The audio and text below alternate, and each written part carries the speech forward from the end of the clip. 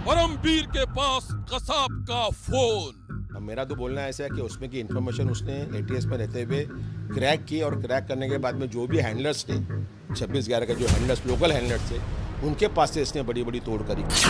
परमवीर के पास कसाब का राज। माड़ी उनके पास गया परमवीर सिंह के पास में। परमवीर सिंह ने बोला सर वो जो मोबाइल आपने लिए थे ना वो कौन सा मोबाइल, कैसा mobile, get out from here. 26/11 के 13 साल बाद बड़ा खुलासा। ये आदमी ने वो मोबाइल आईएसए को बेचा। He can do anything. Kasab का परमवीर कनेक्शन। 26/11 मुंबई पर हुआ सबसे खौफनाक आतंकी हमला। वो हमला जिसके जख्म 13 साल बाद भी भर नहीं पाए हैं। 13 साल बाद भी आतंकी हमले की यह कहानी लोगों को डराती है। और अब 13 साल बाद दहशत की इस कहानी में जो खुलासा हुआ है उसने सारे शहर में फैला दी है सनसनी।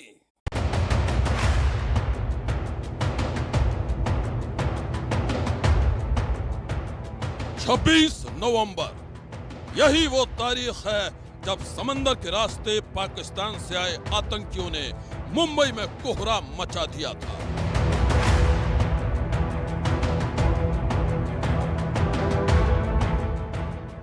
मौत बनकर आए आतंकी बेगुनाहों की जान ले रहे थे और मुंबई सिसक रही थी। 13 साल पहले हुए इस आतंकी हमले में 166 लोग बेमौत मारे गए थे और 300 से भी ज्यादा गंभीर रूप से घायल हो गए थे। दिल दहला देने वाले इस आतंकी हमले में मुंबई पुलिस के जांबाजों ने जान की बाजी लगाकर जिस आतंकी को जिंदा गिरफ्तार किया था उसका नाम था अजमल आमिर कसाब। वही कसाब जिसे हमले के 4 साल बाद पुणे के यरवदा जेल में फांसी दे दी गई थी। कसाब को उसके अंजाम तक पहुंचा दिया गया, लेकिन अब उसकी मौत के पूरे 9 साल बाद मुंबई पुलिस के एक रिटायर्ड अधिकारी ने जो खुलासा किया है उसने पूरे देश में मचा दिया है हड़कंप। खुलासा है मुंबई के पूर्व पुलिस कमिश्नर परमवीर सिंह और कसाब के कनेक्शन का, उस सीक्रेट साजिश का जिसकी कहानी आपको भी सन्न कर देगी। परमवीर सिंह, मुंबई के पूर्व कमिश्नर परमवीर सिंह, वही परमवीर सिंह जो एंटीलिया कांड के खुलासे के बाद संगीन आरोपों से घिरे हैं। जबरन वसूली के कई मामलों में महीनों से फरार चल रहे परमवीर को जब कोर्ट ने भगोड़ा घोषित किया तो अचानक प्रकट हो गए। लेकिन उस कहानी से पहले दास्तान कसाब और परमवीर के उस कनेक्शन की जिसके खुलासे ने बहुत बड़ा तूफान खड़ा कर दिया है। अजमल आमिर कसाब, मुंबई में बेगुनाहों की जान लेने वाले शैतान से क्या मुंबई के पूर्व पुलिस कमिश्नर परमवीर सिंह का कोई कनेक्शन है? क्या परमवीर सिंह ने पैसों के लिए कसाब की मदद की है या परमवीर सिंह ने अपने ओहदे का इस्तेमाल करते हुए कसाब के स्थानीय मददगारों को बचाया है? यह सवाल इसलिए क्योंकि मुंबई पुलिस के एक रिटायर्ड अधिकारी शमशेर खान पठान ने परमवीर सिंह पर देशद्रोह का गंभीर आरोप लगाया है।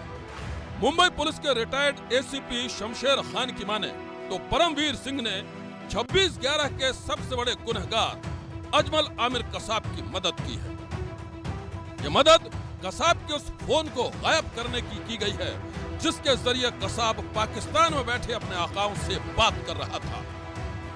तो उस टाइम पे जब अजमल कसाब का जब मोबाइल उस टाइम पे जब मिला था तो वो मोबाइल उस टाइम पे ये जब एटीएस वहाँ पहुँची चौपाटी पे तो परमवीर सिंह ने वो हवलदार के पास से वो मोबाइल ताबे में लिया कि हम इसकी इंक्वायरी करेंगे। उन्होंने दे दिए क्योंकि अभी एटीएस मांग रही है तो पुलिस वाले ऑब्जेक्शन लेंगे नहीं और देने के बाद में भूल गए अभी एटीएस अपनी इंक्वायरी करेंगे। एटीएस ने कुछ दिन इंक्वायरी किया, बाद में फिर वो इंक्वायरी क्राइम ब्रांच के पास चली गई, डिटेक्शन क्राइम ब्रांच के पास, और फिर पूरा तपास बाद में क्राइम ब्रांच ने किया।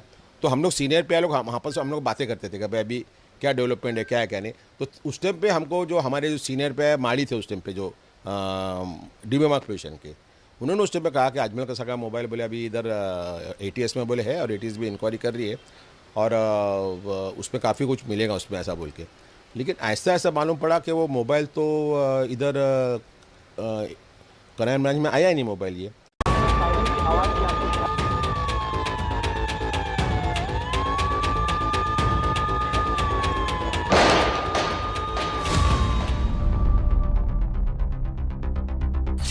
रिटायर्ड एसीपी शमशेर खान की माने तो 26/11 के आतंकी हमले में जब कसाब पकड़ा गया तो उस वक्त परमवीर सिंह एटीएस के टीआईजी थे। वो कसाब के पकड़े जाने की खबर मिलते ही मौके पर पहुंचे और कसाब के मोबाइल फोन को अपने कब्जे में ले लिया। शमशेर खान की माने तो कसाब के फोन में उसके आकाओं के साथ ही ऐसे कई हैंडलर्स के भी नंबर थे जो मुंबई हमले में कसाब की मदद कर रहे थे, लेकिन परमवीर सिंह ने पैसों के लिए देश के दुश्मनों से ही हाथ मिला लिया और सुनियोजित तरीके से कसाब के फोन को गायब कर दिया। अभी जब रिसेंटली हमें इंक्वायरी का तो मालूम पड़ा कि वो मोबाइल क्राइम ब्रांच में गया ही नहीं और ये मोबाइल परमवीर सिंह ने डिस्ट्रॉय किया है। अब मेरा तो बोलना ऐसा है कि उसमें की इन्फॉर्मेशन उसने एटीएस में रहते हुए क्रैक की और क्रैक करने के बाद में जो भी हैंडलर्स थे 26/11 के जो हैंडलर्स लोकल हैंडलर्स थे उनके पास से इसने बड़ी बड़ी तोड़ करी, क्योंकि मेन जो था सूत्रधार अजमल कसाबी था, पूरा गैंग का लीडर। तो डेफिनेटली ऐसा लगता है कि ये आदमी ने वो जो हैंडलर्स थे इंडियन हैंडलर्स से इनके पास से बड़ी बड़ी तोड़ करी है, या ये आदमी ने वो मोबाइल आईएसए को बेचा होगा। He can do anything. अभी आपके सामने उसका रोल आ गया बोल के तब अभी लगा हमको कि यह आदमी ने एक देश विरोधी कार्रवाई इसने की है। और जब इंक्वायरी को तो मालूम पड़ा कि मोबाइल वो कोर्ट के रिकॉर्ड पर भी नहीं आया। बाकी लोग के आरोपी के मोबाइल कोर्ट के रिकॉर्ड पर, लेकिन ये मोबाइल कोर्ट के रिकॉर्ड पर आया नहीं है। तो ये आदमी ने, परमवीर सिंह ने इतना बड़ा देशद्रोह किया है और इतने देशद्रोह करने वाले आदमी के ऊपर इतनी कोर्ट मेहरबान क्यों है, इसके बारे में लोगों में काफ़ी चर्चा है। रिटायर्ड एसीपी शमशेर खान का आरोप है कि परमवीर सिंह पैसों के लिए अपना ईमान बेचने के लिए हमेशा ही तैयार रहते थे। बकौल शमशेर खान, परमवीर सिंह ने कई बार इन्हें भी अवैध वसूली का हुक्म दिया था, लेकिन इन्होंने वो गंदा काम नहीं किया। 97-98 में जब मैं नागपाड़ा में, तो ये डीसीपी था, हमसे पैसा मांगता था। मैं झूठ बात नहीं कर रहा हूँ, भगवान को मुंह दिखाने का हमारे को। कहता था कि मेरा भाई एडमिट है, मेरा भाई को कैंसर हो गया है, मुझे 50,000 रुपीज़ रोज़ लगते हैं, तुम अच्छे लोगों से हमारे मुलाकात कराओ, जो 2 नंबर से मुलाकात कराओ ताकि पैसा दे। बोला साहब ये हम काम करेंगे नहीं, हमने क्लियर कर उनका ये काम करेंगे नहीं। इस तरह से वो हर पोजीशन के जो ऑफिसर, जो अच्छे ऑफिसर काम कर रहे थे, उनको बुला बुला के इसने एक्सटॉर्शन बहुत किया उस टाइम पे। From beginning he is a extortionist. और उसका भी बाद में एक आता गया उसका, फिर वो थाना में उसका रिकॉर्ड, बाद में मुंबई में जो रिकॉर्ड उसका करप्शन का है, एकदम हाई लेवल का करप्ट ऑफिसर पूरा का पूरा था। ये बात सबको पता थी। रिटायर्ड एसीपी शमशेर खान की माने तो मुंबई पुलिस के पूर्व कमिश्नर परमवीर सिंह ने पैसों के लिए देश से गद्दारी की है और इसकी सजा उन्हें मिलनी चाहिए। परमवीर सिंह की करतूतों का खुलासा करते हुए शमशेर खान ने 4 पन्नों की एक शिकायत मुंबई के मौजूदा पुलिस कमिश्नर को भेजी है।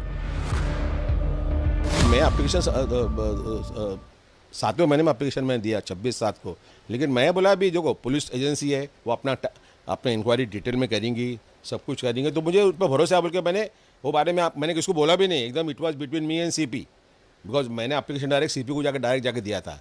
मैंने उसको प्रेस में भी जाने नहीं दिया, क्योंकि मैं नहीं चाहता कि उनके ऊपर कोई प्रेशर उनके ऊपर कोई आए या मीडिया उनके पीछे पड़े।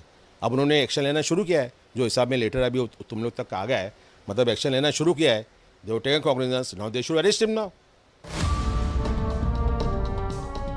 रिटायर्ड एसीपी शमशेर खान की माने तो पूर्व पुलिस कमिश्नर परमवीर सिंह के खेल के बारे में इन्हें पूरी जानकारी थी। इन्हें पता था कि कसाब के फोन को साजिशन गायब कर परमवीर सिंह ने देश के दुश्मनों की मदद की है, लेकिन चूंकि वो इस केस का हिस्सा नहीं थे इसलिए चुप रहे।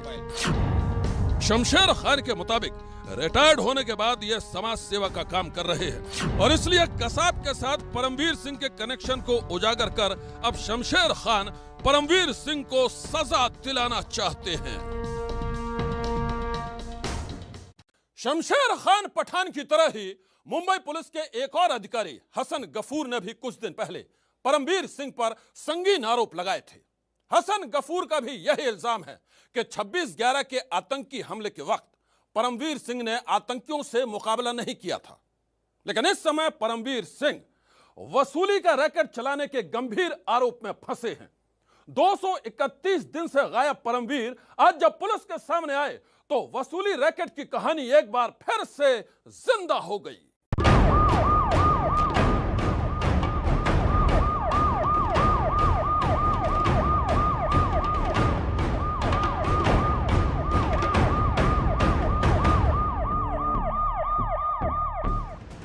करीब 7 महीने बाद मुंबई पुलिस के सामने वो शख्स खड़ा था जो खुद मुंबई पुलिस का कमिश्नर रह चुका है। मुंबई की पुलिस जिस अफसर के सामने सलामी ठोकती थी, आज वही मुंबई पुलिस अपने साहब से सवाल कर रही थी। मुंबई के पूर्व पुलिस कमिश्नर परमवीर सिंह 231 दिन गायब रहने के बाद दुनिया के सामने आए। परमवीर जब पुलिस की पूछताछ के लिए गोरेगांव पुलिस स्टेशन पहुंचे तो कई सवाल, कई आरोप साए की तरह उनका पीछा कर रहे थे। लगभग 200 दिनों तक लापता रहने के बाद मुंबई पुलिस के पूर्व पुलिस कमिश्नर परमवीर सिंह आज अचानक मुंबई पहुंचे और मुंबई पहुंचने के साथ ही वो सीधे मुंबई के कांदिवली स्थित क्राइम ब्रांच के यूनिट 11 के सामने पेश हुए, जहां पर एक मामले की जांच क्राइम ब्रांच की टीम कर रही है। परमवीर सिंह पर बेहद गंभीर आरोप लगे थे। आपको बता दें कि परमवीर सिंह पर मुंबई और थाने सहित 4 एफआईआर दर्ज है, जिसमें वसूली के मामले, एक्सटॉर्शन के मामले हैं। सर, आपकी सेफ्टी के लिए आपको तुरंत पुलिस स्टेशन ले जाने के ऑर्डर्स मिले हमें। सर, अब आपकी सुरक्षा का ध्यान कौन रखेगा सर? प्लीज चलिए सर। बॉलीवुड में ऐसी न जाने कितनी फिल्में बनी हैं जिसमें पुलिस अफसर को ही सबसे बड़ा विलेन दिखाया गया है। पूर्व पुलिस कमिश्नर परमवीर सिंह पर लगे वसूली के संगीन आरोपों की कहानी भी कुछ ऐसी ही है। उनके खिलाफ 4 एफआईआर दर्ज हो चुकी है। इन्हीं में वसूली का एक केस मुंबई के एक बिजनेसमैन बिमल अग्रवाल ने दर्ज करवाया था। बिमल अग्रवाल की शिकायत पर परमवीर सिंह के खिलाफ मुंबई के गोरेगांव पुलिस स्टेशन में एफआईआर दर्ज है। परमवीर सिंह के साथ साथ एंटीलिया कांड में गिरफ्तार सचिन वाजे का भी नाम एफआईआर में है। वसूली के केस में छोटा शकील का गुर्गा रियाज भाटी भी आरोपी है। बिजनेसमैन बिमल अग्रवाल के मुताबिक सचिन वाजे और दूसरे आरोपी मिलकर मुंबई के बार और रेस्टोरेंट वालों से पैसों की वसूली करते थे। पैसे ना देने पर उनके खिलाफ कार्रवाई का डर दिखाया जाता था। अपनी शिकायत में बिमल ने आरोप लगाया कि एंटीलिया कांड और मनसुख हिरेन मर्डर केस में गिरफ्तार सचिन वाजे अपने बॉस यानी परमवीर सिंह के कहने पर वसूली का रैकेट चलाता था। एफआईआर के मुताबिक हर रोज 2 करोड़ के कलेक्शन का टारगेट दिया गया था। बिमल अग्रवाल ने अपने स्टेटमेंट में बताया है कि वो सचिन वाजे को साल 2000 से ही पहचानते हैं। वो पिछले साल यानी 2021 के जनवरी-फरवरी महीने में वाजे से मिलने मलाड के ऑफिस में गए थे। बिमल अग्रवाल के मुताबिक सचिन वाजे ने उनसे कहा, मेरे खास बॉस परमवीर सिंह मुंबई के कमिश्नर बनने वाले हैं, तुम अपने होटल को फिर से शुरू कर लो, बाकी का मैं देख लूंगा, क्योंकि कलेक्शन का काम मेरे पास आने वाला है। बिमल अग्रवाल के आरोपों की कहानी बहुत लंबी है, जिसमें यह बताया गया है कि कैसे उसे बुकी और सट्टेबाजों से पैसे कलेक्शन का टारगेट दिया गया था। बिमल के मुताबिक वाजे ने उससे कहा, कोई कुछ नहीं करेगा, कलेक्शन परमवीर सिंह को ही देना है। इसके बाद तुम लोगों को बैटिंग के लिए दुबई जाने की जरूरत नहीं है, अपने ही घर का दरवाजा खोलकर बैटिंग करो, कोई कुछ नहीं करेगा। बिमल अग्रवाल ने अपने स्टेटमेंट में खुलासा किया है कि जब परमवीर सिंह का दिया हुआ टारगेट पूरा नहीं हुआ तो वाजे ने अपनी टीम के साथ अलग अलग जगहों पर छापेमारी कर दी। बिमल के मुताबिक 3 फरवरी 2021 को वाजे ने गोरेगांव में मेरे BOHO रेस्टोरेंट एंड बार पर छापेमारी कर दी। मेरे पार्टनर अनिकेत के खिलाफ मामला दर्ज कर दिया। अनिकेत को अपने ऑफिस में बुलाकर कार्रवाई करने की धमकी देकर 2 लाख रुपए हफ्ता लिया। बिमल अग्रवाल ने सीधे तौर पर पूर्व कमिश्नर परमवीर सिंह पर आरोप लगाया है, लेकिन इस कहानी में सोनू जालान नाम का एक तीसरा किरदार भी है। सोनू जालान ने परमवीर सिंह के साथ बिमल अग्रवाल के खिलाफ भी एफआईआर दर्ज करवाई है। सोनू का आरोप है कि उससे 3 करोड़ 50 लाख रुपए वसूले गए थे। वसूली के इस धंधे में बिमल अग्रवाल भी परमवीर सिंह से मिला हुआ था। बिमल जब खुद फंसा तो उसने परमवीर सिंह को भी लपेट लिया। हमने जो एफआईआर रजिस्टर कराई है उसमें परमवीर मुख्य आरोपी थे, जिन्होंने मुझसे पैसे डिमांड किए थे। और जो ये परमवीर पे जो एफआईआर हुई है वो गोरेगांव पुलिस स्टेशन में, वो हमारे केस में एक एक्यूज है विमल अग्रवाल, जो परमवीर का साथी है, को एक्यूज है परमवीर हमारे केस में। ये उसने केस रजिस्टर कराई है। उसने ये केस हमारे हिसाब से इसलिए रजिस्टर कराई है क्योंकि उसको हमारे केस से बचना था। उसने जो वॉइस क्लिपिंग दिया है वो भी आपने शायद सुनी होगी, वो सिर्फ उसने एडिट करके दी हुई है, उसमें अंदर सिर्फ उसकी आवाज़ है। विमल अग्रवाल का काम ही है, वो खुद बड़ा एक एक्सटॉर्शनिस्ट है, वो एक्सटॉर्शन करता है भी। जब उसने देखा कि वो फंस रहा है तो गवर्नमेंट का सपोर्ट लेने गया और उसने ये एफआईआर परमवीर के अगेंस्ट कराई है। अब देखते हैं अभी आज इन्वेस्टिगेशन में क्या बाहर आता है। परमवीर सिंह पर लगे आरोपों की कहानी लगातार लंबी होती जा रही है। कहानी में नए नए किरदार जुड़ते जा रहे हैं, लेकिन जब तक पूरे मामले की जांच नहीं होती, पूर्व पुलिस कमिश्नर पर इल्जाम और सवालों का फंदा कसता जाएगा। सनसनी के लिए मुंबई से सूरज ओझा की रिपोर्ट। आज की सनसनी में बस इतना ही। आप रहिएगा होशियार। सन्नाटे को चीरती सनसनी कल फिर देगी दस्तक आपकी दहलीज पर।